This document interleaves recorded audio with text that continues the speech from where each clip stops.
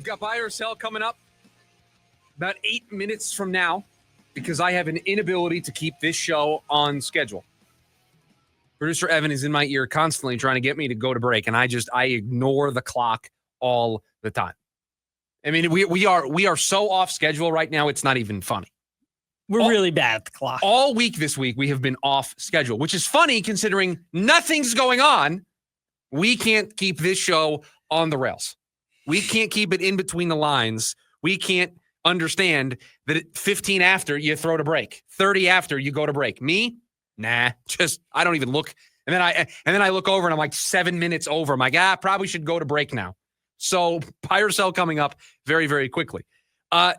In sports, there are a lot of things that we champion, that we highlight when it comes to the elite teams, the teams that are most successful.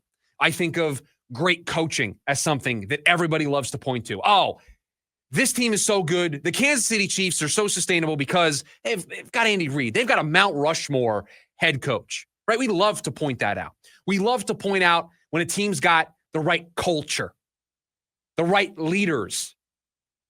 These are the things that we point to. There is another thing that falls, I think, under this umbrella, into this bucket. We love. There's not a whole lot we love more than this, but we love talking about continuity.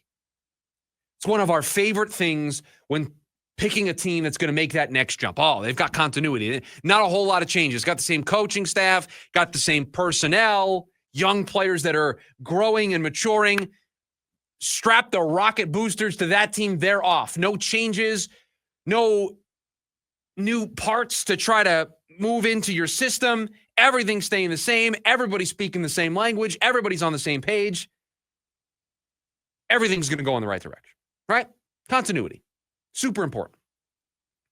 Saw a story this week on NBA.com that was the continuity rankings, breaking down the roster turnover for all 30 teams. Now, producer Evan, you remember when we first discussed this list, it was a couple of days ago, we kicked it around as an idea during a morning meeting, and I shared these numbers with you.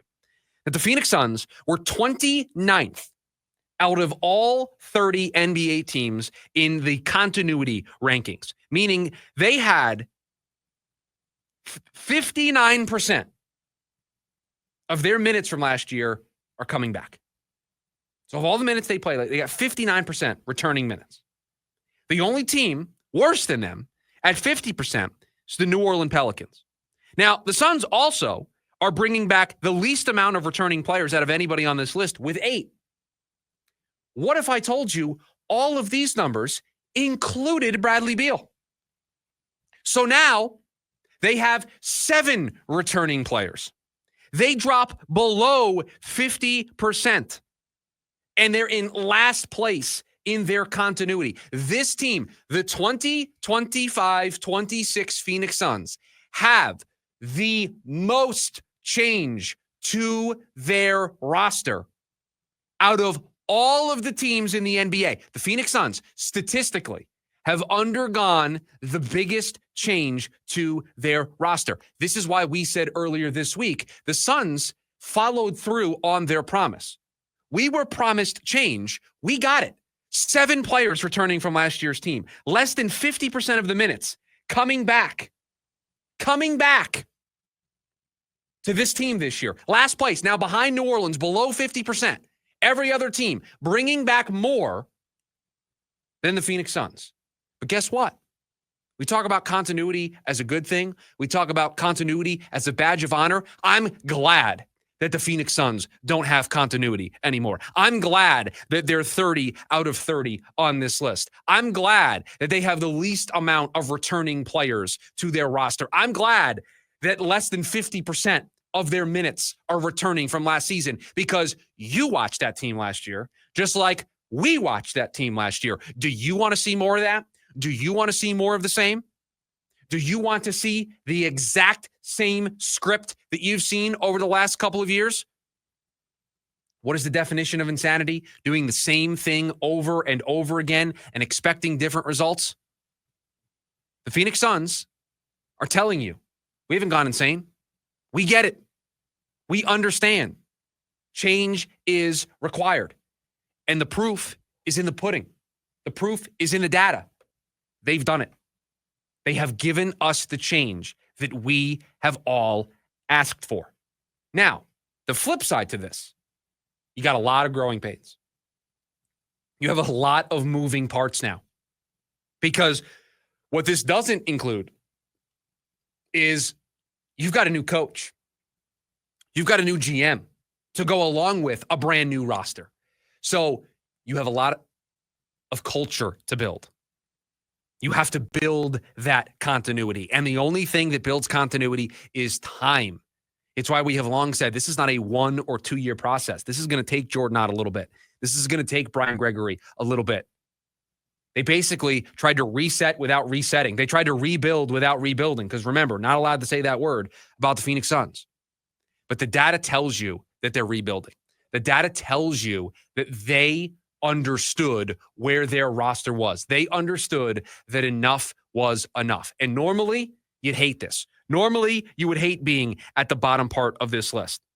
You would hate to be Brooklyn at 28, New Orleans now at 29, Philadelphia at 27, Utah, Golden State at 23. You would hate to have that little continuity. You'd love to be. Does it surprise anybody? Oklahoma City, number 1 in the continuity rankings. 95% of their minutes are returning next year. The only team in the 90s.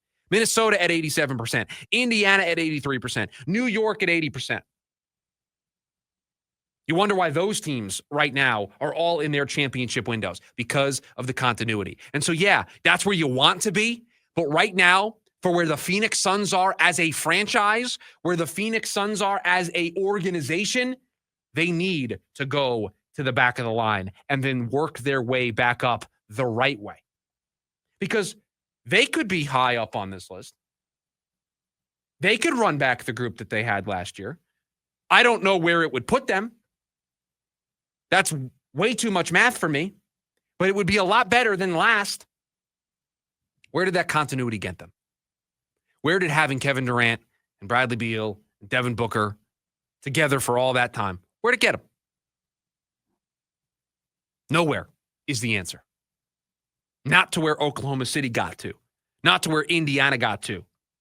Not where New York and Minnesota want to get to. Suns didn't get there. So continuity is always the end goal because continuity normally equals success. Look at Oklahoma City. But right now, for where they're at as a team, the Suns needed to hit the reset button. And for those that maybe were on the fence, skeptical about the Suns actually following through and doing what they needed to do to get this team going in the right direction, here you go. Here's your proof. They've done it.